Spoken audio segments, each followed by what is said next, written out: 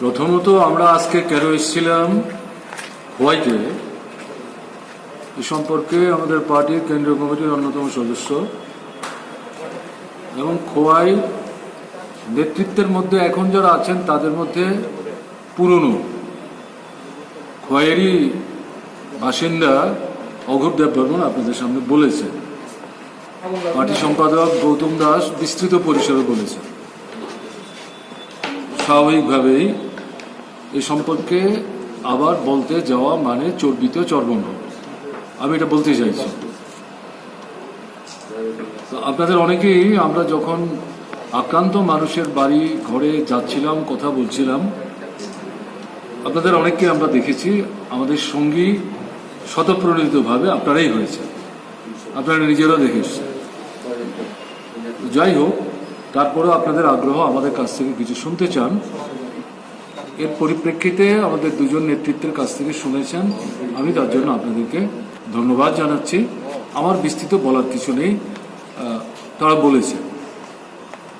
আমি শুধু যেটা বলবো সেটা হচ্ছে সন্ত্রাস বন্ধ করার দায়িত্ব কিন্তু সরকার এবং দলের, শাসক দলের। সরকারের মুখ্যমন্ত্রী এবং তিনি স্বরাষ্ট্র দপ্তরেরও ভারপ্রাপ্ত মন্ত্রী। অপরদিকে কিছুদিন আগে পর্যন্তও তিনি তাদের নিজেদের দলের সভাপতি ছিলেন এবং যেই সমস্ত রাজ্যগুলোতে তাদের নিজেদের সরকার চলে এবং জাতীয় ক্ষেত্রে যে অভিজ্ঞতা থেকে দেখা যাচ্ছে, এই সরকারের যে মূল নেতা, মূল মুখ, তারা প্রশাসন এবং দল দুটোকেই নিয়ন্ত্রণ করে। সেদিক থেকে বলছি, ত্রিপুরায় যা চলছে, খোয়াইতে তো এটা বিচ্ছিন্ন না। খোয়াই যা চলছে, এগুলো বন্ধ করার দায়িত্ব কিন্তু মুখ্যমন্ত্রী, স্বরাষ্ট্রমন্ত্রী, দলের নেতা, প্রাক্তন সভাপতি, এখন সভাপতি না হলেও প্রত্যক্ষ পরোক্ষভাবে দলকে তিনিই পরিচালনা করেন, তাকেই কিন্তু ভূমিকা গ্রহণ করেন। ব্যর্থতা ঢাকার জন্য বোতলের মুখ খুলে যে দৈত্যদের বাজারে ছেড়েছিলেন, এখন তারা ঢুকবে কিনা বোতলে, এটা তারাই ঠিক করবেন, তারাই ঠিক করবেন। এখন আমরা ঘটনাগুলি দেখে যা আমাদের মনে হচ্ছে, আসলে এই দুর্বৃত্ত বাহিনী সরকার এবং দলের নেতৃত্বের বিরুদ্ধে চ্যালেঞ্জ ছুড়ে দিচ্ছে, দেখি তোমাদের কত ক্ষমতা আমাদেরকে নিয়ন্ত্রণ করে। কারণ এই দল যারা সরকার তৈরি করেছেন, তারা শুধু যে সাধারণ মানুষকে মোহগ্রস্ত করেছিলেন ভোটের আগে ঘটনা তা না, তাদের হয়ে প্রচারে যাদেরকে নামিয়েছিলেন তাদেরকেও ভীষণভাবে মোহগ্রস্ত করেছিলেন এবং তাদেরই একটা অংশ, পুরোটা না, প্রথম দিকে যারা সন্ত্রাসে অংশগ্রহণ করেছে তার একটা বড় অংশ এখন নিষ্ক্রিয় হয়ে গেছে।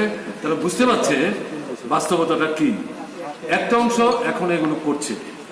আমার তো মনে হয় যে যারা এগুলো করছেন তাদের পেছনে দলের একটা অংশের মদত আছে এবং এগুলো তাদের নিজস্ব অর্থনৈতিক, রাজনৈতিক, সামাজিক স্বার্থ এর সাথে যুক্ত থাকলেও থাকতে পারে। কিন্তু বাকি যে অংশটাকে ব্যবহার করছে তাদেরকে নানা কায়দায় প্ররোচিত করছে এবং এরাও মনে করছে কিছুই তো পেলাম না, আমাদের চলবে কি করে। এরকম জায়গায় তারা কিন্তু চ্যালেঞ্জটা ছুড়ে দিচ্ছে। কাজে চ্যালেঞ্জ, এটা গণতন্ত্রের বিরুদ্ধে চ্যালেঞ্জ, এটা তো ঠিক আছে একটা দিক, কিন্তু আমি বিশেষ করে যেটা বলবো, এটা চ্যালেঞ্জটা সরকারের বিরুদ্ধে, পুলিশের বিরুদ্ধে, দলের বিরুদ্ধে, শাসক দলের বিরুদ্ধে। তাই আমরা সরকারের মুখ্যমন্ত্রী, স্বরাষ্ট্রমন্ত্রী এবং দলীয় যে নেতৃত্ব, তাদের কাছে আবেদন করব যে এই চ্যালেঞ্জ গ্রহণ করুন, শান্তি পুনঃস্থাপনের জন্য ভূমিকা নিন এবং যারা এগুলো করছে দলমত নির্বিশেষে তাদের বিরুদ্ধে নিরপেক্ষভাবে পুলিশ যাতে আইনি ভূমিকা গ্রহণ করতে পারে তাকে পুলিশকে স্বাধীনতা দেওয়ার ব্যবস্থা করে। এটা হচ্ছে আমাদের বক্তব্য। আর আপনি যেটা বলছিলেন যে মামলা 3টা মাত্র হয়েছে, বাকি কেন না, বুঝতে পারছেন না কেন না? আজকে যখন আমরা ঘুরছিলাম দেখেছেন তো, কথা বলতে পারছে না, চোখের জলে বুক ভাসাচ্ছে। শুধু আক্রমণ না, সম্পদ ধ্বংস না, জীবন সংহারের হুমকি না, মামলা এর আগে দেয়নি ঘটনা তা না, এই মামলা প্রত্যাহার করতে বাধ্য করেছে এবং বাড়িতে আক্রমণ শেষ করে ফিরে আসার সময় আবার হুমকি দিয়ে এসছে, পুলিশের কাছে গেলে আমাদের সম্পর্কে কিছু বললে তাহলে শেষটা দেখে নেব, এরকম হুমকি দিচ্ছে। কাজে এই পরিস্থিতিতে সাধারণ মানুষ যে বাড়িগুলিতে আমরা ঘুরলাম, আজকে প্রায় 13-14টা বাড়ি গেলাম, 1-2টো পরিবার বাদ দিলে পরে অধিকাংশগুলি হচ্ছে শ্রমজীবী অংশের মানুষ, দিনমজুরি করে, খেত মজুরি করে, সরকারি কর্মচারী বাড়িতে নাই, 1-2টো বাড়ি বাদ দিলে পর কেমন না? তাদের তৈজসপত্র যেমন নষ্ট করেছে, ধ্বংস করেছে, লুট করেছে, দৈহিকভাবে আক্রমণ করেছে এবং তারপরে তাদের হুমকি দিয়ে এসছে পুলিশের কাছে গেলে কিন্তু দেখে নেবে। তো আপনি যা বলছেন তার জবাব হচ্ছে এটাই, তাদের কাছেও শুনেছেন, আমাদের জানতে চেয়েছেন, সেটা বলছি। এখনো প্ররোচিত করার চেষ্টা কিন্তু আছে। আমরা আজকে যখন ঘুরছি, মানুষ বলছে কেউ এসে আমাদের খবর নিল না, একমাত্র সিপিআইএম ছাড়া। আমরা 5-6 জন আমাদের মাবুন স্থানীয় তারা রাস্তায় দাঁড়িয়ে, আমরা সেই বাড়ি থেকে যখন বেরোচ্ছি, আমার দেখে মনে হলো তারা কিছু কথা বলতে চান। একজন এগিয়ে আসেন, আমি জিজ্ঞেস করলাম আপনাদের কি কিছু কথা আছে? হ্যাঁ, আমাদের কিছু কথা আছে। আসুন না, সামনে আসুন, কি কথা বলুন। আমার তো ধারণা এই সন্ত্রাস চলছে, কাজ নেই, কর্ম নেই, হাসপাতালে চিকিৎসা নেই, ডাক্তার নেই, ডাক্তার আক্রান্ত হচ্ছে, রেগার কাজ নেই, নগরের কাজ নেই, স্কুল বন্ধ, কিভাবে চলবে এগুলো নিয়ে বলবেন।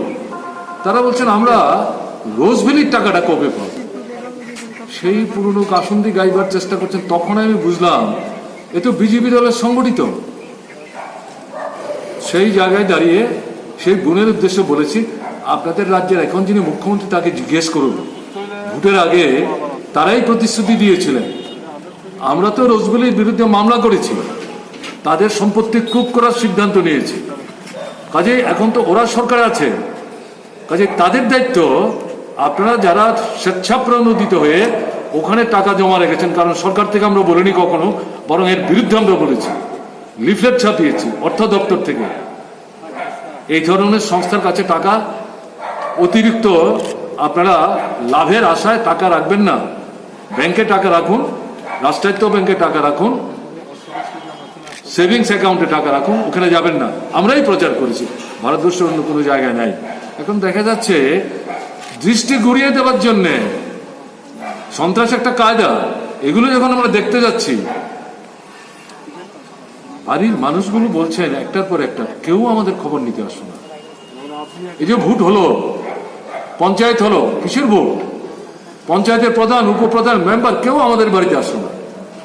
একবার আমার মনে হয়েছিল যে আপনারা যে এই সমস্ত বলছেন, আপনারা কি পাশের বাড়ি, যেই বাড়ির দরজায় দাঁড়িয়ে আমাকে প্রশ্নটা করার চেষ্টা করছেন, এই বাড়ি যে মানে দরজা জানালা আপনার বাড়ির সীমানা কেটে ফালা করে ফেলেছে, মহিলাটাকে পিটিয়েছে, বাচ্চাটাকে মেরেছে, তাদের কোনো খোঁজ নেওয়ার চেষ্টা করেছেন? আমার তো মনে হয় না। আমি জিজ্ঞেস করিনি, কারণ আমার মনে হয়েছে এ তো রাজনৈতিক সংকীর্ণ উদ্দেশ্য নিয়ে এই যে বিপন্ন মানুষ, তাদের পাশে আমরা দাঁড়াবার চেষ্টা করলাম, এই দায়িত্ব যাতে আমরা পালন করতে না পারি। আমার তো মনে হয়েছে তাদের এই কাণ্ড কারখানা দেখে তারা মনে হচ্ছে যে এই ঘটনা তারা উৎসাহিত, না হলে তারা অন্তত সহানুভূতি প্রকাশ করতে। তো বাধ্য হয়ে কিন্তু এই কথাগুলো বলছি। আজকে সেদিক থেকে বলছি, যেটা বলছেন আপনি প্রসঙ্গটা প্রাসঙ্গিক, যে মামলা 3টা কেন? পুলিশের কাছে, কোর্টের কাছে মামলা দিতে না পারলেও আসল বিচারক কিন্তু জনগণ। যত জায়গায় গেছে, যাদের সাথে কথা বলে দেখেছি, বয়স্ক, মহিলা, পুরুষ, সবার মুখে একই ঘটনা, ঘৃণা, মনে হয় যেন বুকে বারুদ জমে আছে। তো মানুষ এগুলো চট করে ভুলে যাবেন মনে করার কিন্তু কোনো কারণ নেই। খুব বিক্ষোভকে সংবরণ করবেন সরকার, পুলিশ, তারা কার্যকরী ভূমিকা নেবেন এই প্রত্যাশা নিয়ে তারা অপেক্ষা করবেন। এবং এই জায়গায় যদি সরকার পুলিশ ব্যর্থতা দেখায় তাহলে জনগণ থেকে বিচ্ছিন্নিত হচ্ছে না অল্প সময়ের মধ্যে, এই 2.5 বছরের মধ্যে এটা আরো দ্রুততর হবে। আপনারা সাংবাদিক, আপনারা আক্রান্ত হচ্ছেন। এই খোয়াইতেও এরকম এই চ্যানেল চালাতো 1-2 জায়গায় আক্রান্ত হয়েছে, লুটপাট হয়েছে, দৈহিকভাবে নির্যাতিত হয়েছে। তো পালন সঠিকভাবে করতে পারবেন না, কাজেই দায়িত্ব সঠিকভাবে পালন করতে গেলে পর একটু সাহস দেখাতেই হবে। আমাদের বিশ্বাস আপনারা আগামী দিনে এই ভূমিকা নেওয়ার চেষ্টা করবেন। ভালো থাকবেন। কোভিড ত্রিপুরা উত্তর পূর্বাঞ্চলের মধ্যে ভীষণভাবে এই মুহূর্তে আক্রান্ত এবং বিপন্ন। আপনারা সাবধানে থাকবেন, সতর্ক থাকবেন, পরিবারের লোকদেরকে সতর্ক থাকতে সাহায্য করবেন। আপনাদের নমস্কার।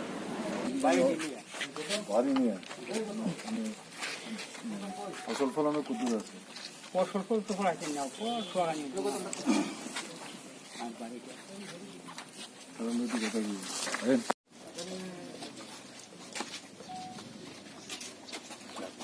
ওই পিছনে ওই ডাল আনতে কিছু করতে পারতেছে না, এই জন্য রান্না করতে, অর্থাৎ সম্পত্তি নষ্ট করে যে কোনো ভাবে, আর্থিকভাবে ক্ষতি করে।